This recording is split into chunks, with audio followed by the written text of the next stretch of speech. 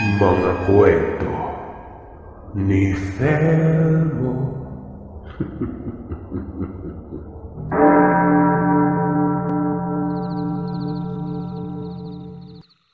Mga kagiliw, bago natin simulan ng kwento, aanyayahan ko lamang kayo na mag-subscribe sa isa nating side channel, yung Sir Seth. Bali, sa mga nakapansin o sa mga subscribers na noon ay nawala yung ibang video. Kung hindi ako nagkakamali, 4 na video na lamang ngayon yung mga bagong uploads natin. Kasi plano ko po na magkaroon, mag-a-upload ako ng mga content doon, yung mga mahabang story na. Yung more than 20 minutes o kung aabot ng oras, mas okay, di ba? Yun. Mas mahaba yung magiging kwento magmula ngayon doon para mas maengganyo din naman yung mga naikinig natin kung hindi mabibitin. Ayun, Sir Seth po yung pangalan. May mga nakalagay naman ako na link dyan kung titingnan nyo yung description, kung titingnan nyo yung about ng channel natin na to. Nandun lang po yung link ng Sir Seth na channel, okay? Subscribe na kayo para dagdag kayo ng mga mapapakinggan. Okay, maraming salamat. Simulan na natin yung kwentong to. Tawagin mo na lamang ako sa pangalang Amy. Simpleng babae. Walang nobyo noong mga panahon na ito. Nang mangyari ito ay kakaresign ko lamang sa pinagtatrabahuan ko. Walang trabaho. Tambay sa apartment ko sa loob ng ilang buwan. Hindi ako naniniwala sa mga usog, bate, kulam, barang. Hindi ako naniwala kahit kailanman sa mga bagay na may tungkol sa kulam o tinatawag nating witchcraft. Dahil laki ako sa isang Catholic school. Pero nang graduate na ako at lumakad sa tunay na kalakaran ng buhay, doon ako namulat sa mga bagay na may posibilidad palang maging totoo. Parang itong kwento ko tungkol sa matandang babaeng hindi ko aakalain na isang mangkukulam. Nung una akong lumipat sa unit na tinitirahan ko, etong babae na ito na siya kaagad ang napansin ko, Sir Seth. Hindi niya binigay sa akin ang tunay na pangalan niya. Kahit anong pakilala ko sa kanya, hindi niya ako pinapansin. Ilang beses kong tinanong ang pangalan niya pero hindi ko alam kung nagbibingi-bingihan siya o sadyang gusto niya akong pahiyain. Para lamang akong hangin sa paningin ng ali na ito. Hindi niya ako kinakausap ng matino. Kung hindi pa nangyari ang matinding aksidente, hindi siya magsasalita sa akin noon. Pero mamaya na natin pag-usapan itong tinutukoy kong aksidente. Gaya ng sabi ko, hindi talaga ako naniniwala na mangkukulam ang babae na to. Kahit na araw-araw siyang tinutukso at binabato ng mga batang hamog sa unit niya, na katapat lamang din ng unit ko noon. Hindi ako naniniwala na may mga kapangyarihang itim na may malaki siyang kawa sa loob ng bahay niya at nagluluto ng mga parte ng tao o nagtitimpla ng mga kung ano-anong gayuma dyan.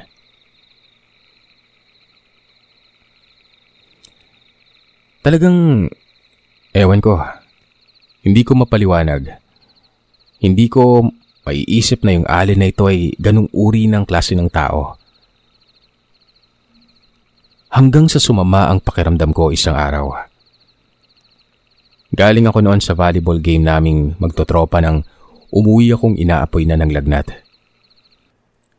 Nakatitig ang ali na ito sa akin pag uwi ko. Nakangisi siya. Nginitian ko lamang siya at inalok ng iniinom ko noon. Pero pinagsara niya ako ng pintuan.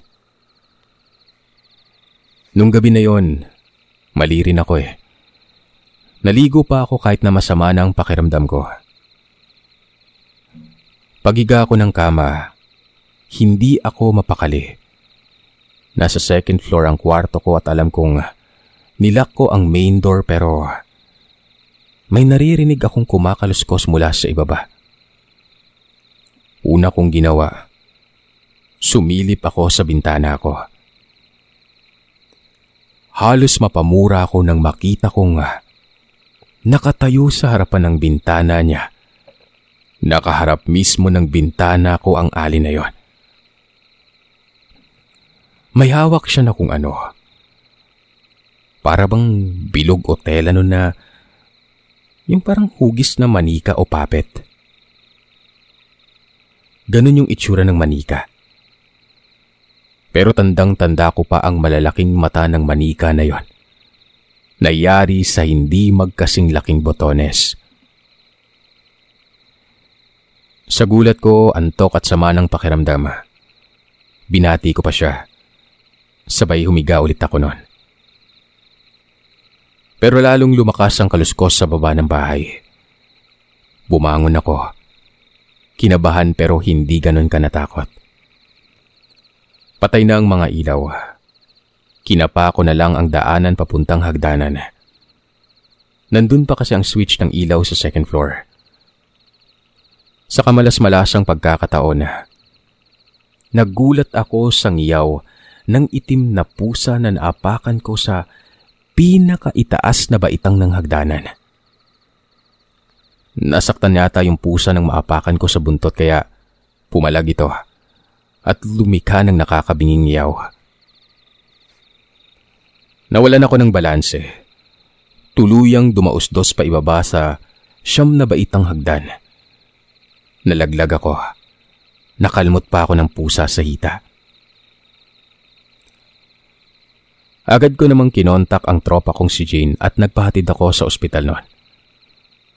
Sabi sa ER, nagka-fracture lamang umano ako sa paa pero hindi malala.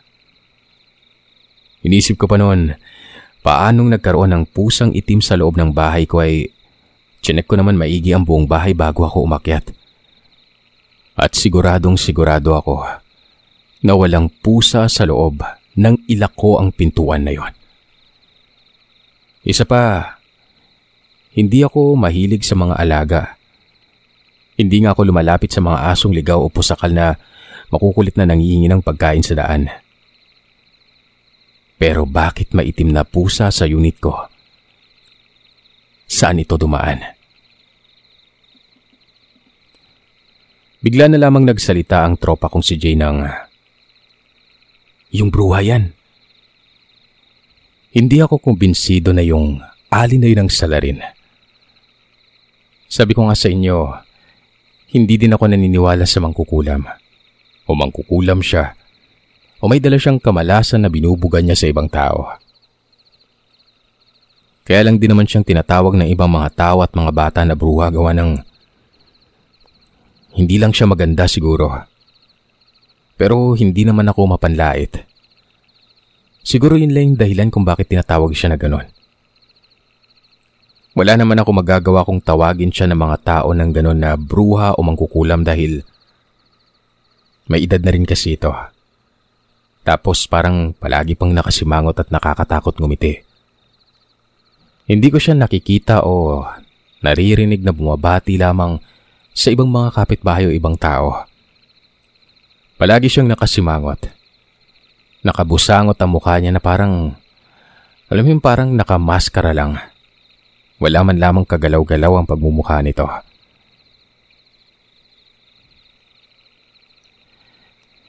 Hindi pa magaling ang bali ko noon. Nakauwi na ako.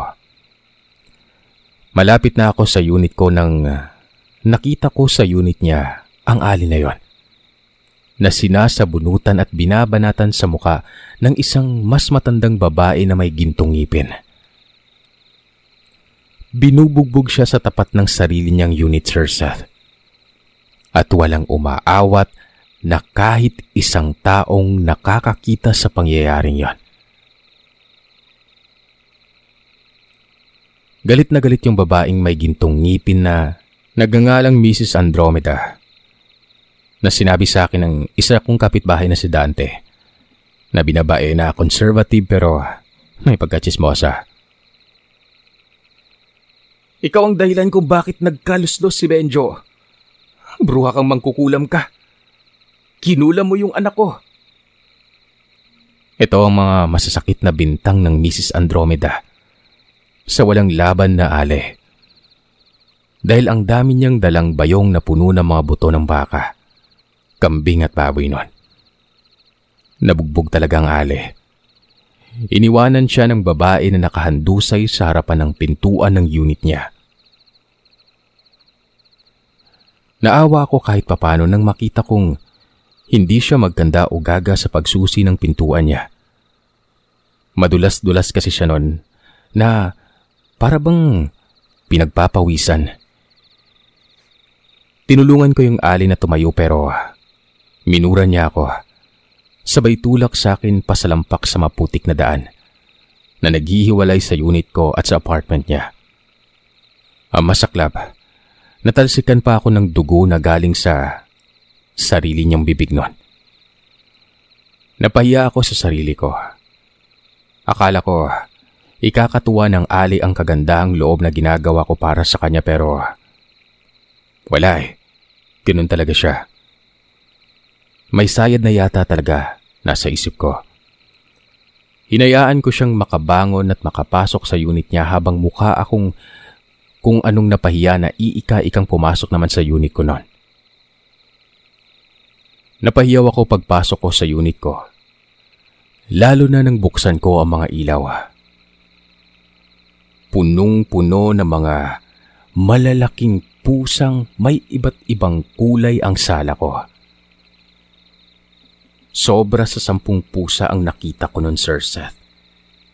Talagang tahimik sila at nag-aabang sa pag-uwi ko nun. Hindi ako nilamon ng sobrang takot pero natigilan ako sa sobrang pagtataka. Paanong nakapasok ang mahigit sa 10 pusa sa loob ng unit ko na yon? At bakit ganon ang posisyon nila? At bakit ganon sila kung tumitig sa akin?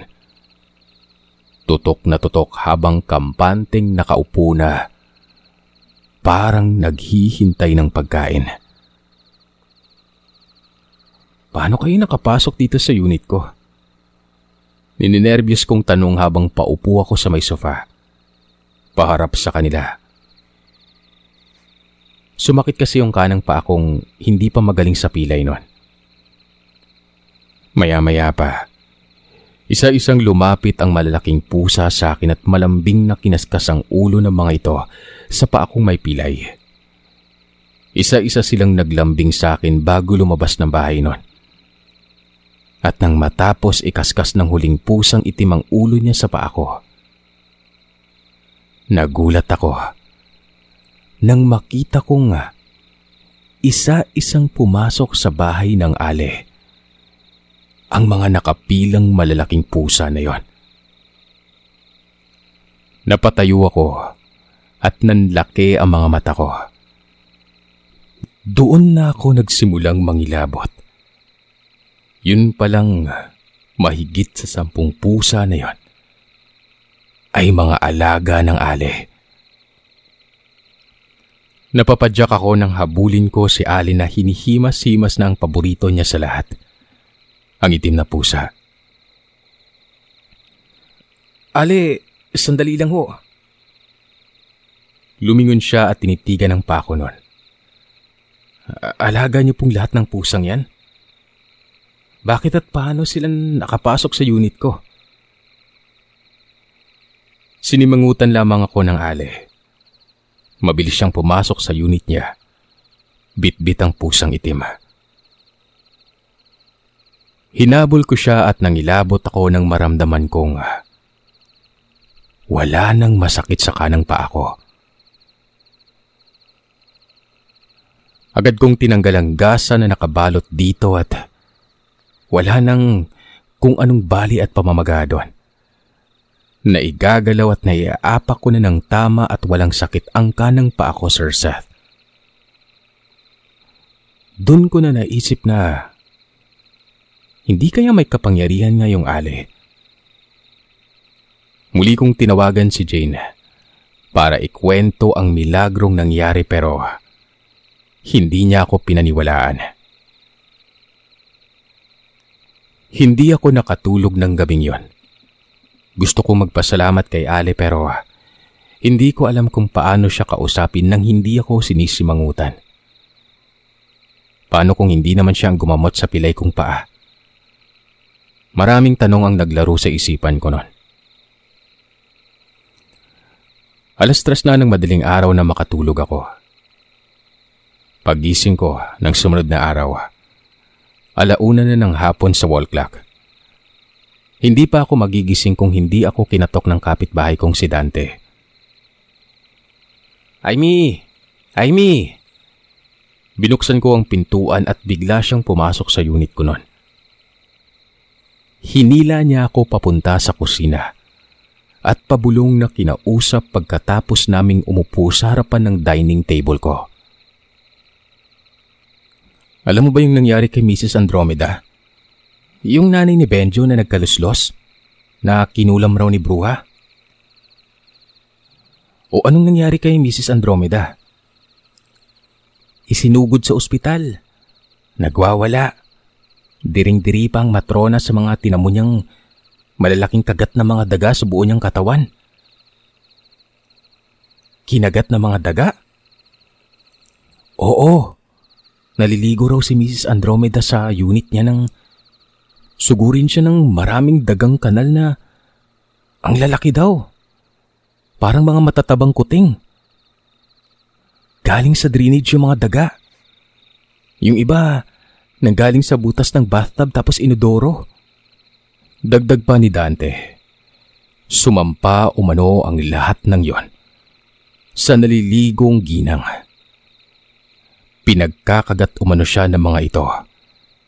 Sa mukha, sa leeg, sa dibdib, sa braso at sa binti, maging sa maselang bahagi ng katawan niya. Nalapnos din umano ang mga paa nito. Natanggal halos ang mga balat niya sa paa. Dahil yung mga dagang matatanda na hindi makaakyat sa katawan niya. Ang mga paa niya ang ninangat-ngat at pinagpipiyastahan nun. Para umano siyang naparalisado ng sagpangin ng kung anong mga pesting yon. Mabuti na lang at nabuksan ng kasambahay niya ang banyo at naitakbo siya sa ospital habang tili pa rin ang tili nun. Ang ipinagtataka namin ni Dante, bakit mangyayari yon kay Mrs. Andromeda? Gayong nasa 15 palapag yung unit nito sa tinitirahan niya. Ibig bang sabihin nun, nakatira sa mataas na parte ng gusali ang mga dagang kanal? Kaya nga tinawag na dagang kanal Gawa ng nakatira sa ilalim ng lupa. Sa kanal. Ang sabi-sabi umano ayon kay Dante, sa mismong kalye umano namin, binarang umano itong si Mrs. Andromeda ng bruha sa kabilang apartment. Wag na wag ko umanong babanggain ang matandang hukluban na yon. Madalas niya daw kaming nakikitang nag-iisnabang dalawa. Mamaya daw, padalan naman umano ako ng malalaking gagamba habang natutulog noon. Doon na ako tahasang nagtanong kay Dante kung totoo nga bang mangkukulam ang ale. Kaya siya binabato, tinutukso, nilalait, nilalayuan at sinasaktan ng mga tao. Mapabata man o matanda. Tahasang sinagot ni Dante ang tanong ko. Mahigit 25 taon na umanong nangungupahan si Dante doon sa apartment na yon. Dumating ang ale noong 5 taon niya ng pagrerenta. Hindi pa umano siya ganun kasungit noon pero hindi din naman siya gaano kaganda talaga. Ilang beses niya umanong sinubukan na makipagkaibigan sa kanya. Ipinakilala niya ang sarili niya. Ultimong yung nobyo nito. Sa ilang ulit niyang pagpupumilit na maging close silang dalawa, nasabihan siya bigla ng ale isang araw. Nahiwalayan niya umano ang kinakasama niyang gwardiya noon. Tinanong siya ni Dante kung bakit. Ang sagot ng babae ay niluloko lamang umano siya nito. Nagalit si Dante sa kanya. Pero lumipas lamang ang 1 linggo. Nagising na lamang si Dante na nalimas ang lahat ng pera niya, alahas at mga gamit niya noon. Umiiyak siya hanggang kalsada noon. At itong kapitbahay namin na ito, pinagtawanan siya. Magkaiba umano ang ugali nila ng anak niyang si Ada. May anak si Ale? Biglaan kong tanong kay Dante noon. Napakagalang na bata noon. Malimit niyang nakikitang sinasaktan nitong Ale si Ada kaya palaging naroroon siya para iligtas yung dalagita. Hanggang sa isang gabing umuulan, tumakbo umano sa bahay niya si Ada noon. Duguan ang mga palad nito. Tinanong ito ni Dante kung napano siya pero hindi kaagad nagkwento ang dalagita. Dinala siya ni Dante doon sa kwarto niya at doon ay pinagtapat ni Ada na hindi niya umano tunay na ina, yung Ali na yon. Taga Bicol si Ada at nang makita umano siyang nag-iisa sa istasyon ng bus ng bruha, inalok umano siya nito ng makakain nun. Kinain niyang pagkain. Pagkatapos ay nakaramdam na siya ng pagkahilo at pagkatuliro. Lahat umano ng sabihin ng matandang yon, sinusunod niya, kahit na ayaw niya. Para umano itong nabudol ng bruhang kapitbahay namin. At ang palaging tawag sa kanya ng Ale ay anak. Kaya kung kumilos at sumunod si Ada sa hukluban na ito ay parang ang tunay nitong anak nun. Nang isang gabing nakalipat na sila doon ay nasindak umano si Ada sa natuklasan. Nakita niyang puro itim na kandila ang nakatirik sa buong sala nila. Habang sa gitna nito ay may itinayong kakaibang altar ang Ale. Nangilabot umano si Ada nang makita niyang nagsasagawa ng ritual na tinatawag na hilo ng mga Cebuano. Hindi raw ito Filipino term sa pagkahilo o pagkalito. Alam lang ito ni Ada kasi Cebuano ang tatay niya. Ang hilo sa Cebuano ay nangangahulugang lason. Ang mangkukulam na gagamit ng ganitong paraan ay magtatayo muna ng pansamantalang altar na mga bato o sanga sa isang lihim o inkantadong lugar. Ang mangkukulam ay mag-aayos ng mga talim sa altar na katulad ng anyo ng punong kawayan na tinatawag ding bagakay. Pagkatapos ng paghahanda, tatawagin ng mangkukulam ang mga espiritu sa pamamagitan ng panalangin at pag-aalay na magpapadala sila ng ahas sa altar. Ang ahas ay lilitaw na gumagapang sa mga talim na nagiiwan ng dugo at lason sa mga yon. Ang mga ito ay kokolektahin ng mangkukulam at ihahalo sa iba pang nakakalason o makate na halaman at puno. Ang natapos na timpla ay maaaring gamitin sa iba't ibang paraan. Maaari itong ilagay sa mga inumin o pagkain ng biktima o ibuhos sa mga kamay ng mangkukulam kung saan maaari nilang ilipat ito sa katawan ng kanilang biktima sa pamamagitan lamang ng paghipo. Ang lason ay maaari ding ilapat ng hindi direkta sa biktima. Pwede umano itong ibaon ng mangkukulam sa lupa sa lugar na karaniwang nilalakaran ng biktima. At matapos matapakan yon, papasok ang lason sa katawan ng biktima na magdudulot ng malalang pagdurugo. Sa kasamaang palad, ang hilo ay isang mabisang uri ng serbisyo ng pangkukulam na nangangailangan ng mataas na kaalamang itim para maging epektibo sa biktima. Bago gamitin ang pangkukulam na ito sa ibang lugar, dapat muna itong gamitin sa sinumang taong nakatira sa bahay ng mangkukulam. Katulad ng kanilang asawa o kanilang mga anak. Ang ginawa umano ng Ali kay Ada, parang pinag-eksperimentuhan niya ang dalagita. Isinali ng lason sa mga palad niya. Itinakbo ni Dante noon si Ada sa ospital pero hinabol siya ng Ali at inagaw ang dalagita. At magmula noon, hindi na niya nakita pa si Ada.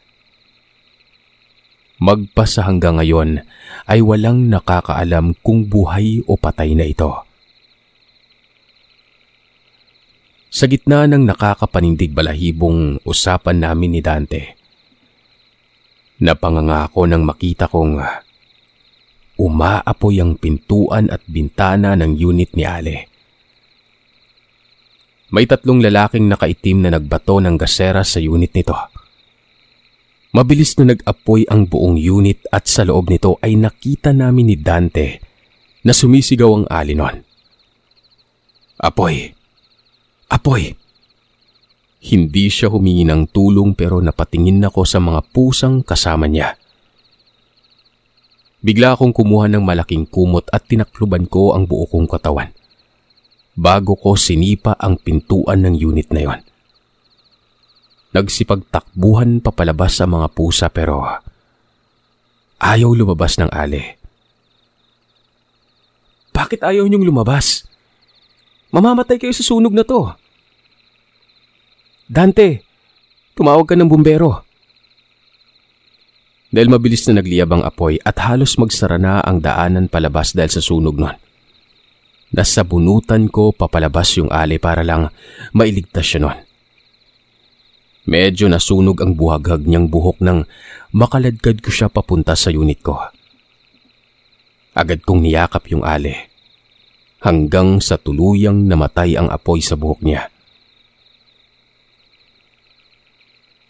Tila ba nabagan ako, Sir Seth, na maramdaman kong yumakap din siya sa akin nun. Humagulgol.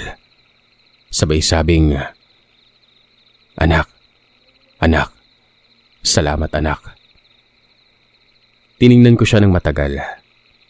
Medyo naalala ko yung mama ko na nasa Mindoro nun.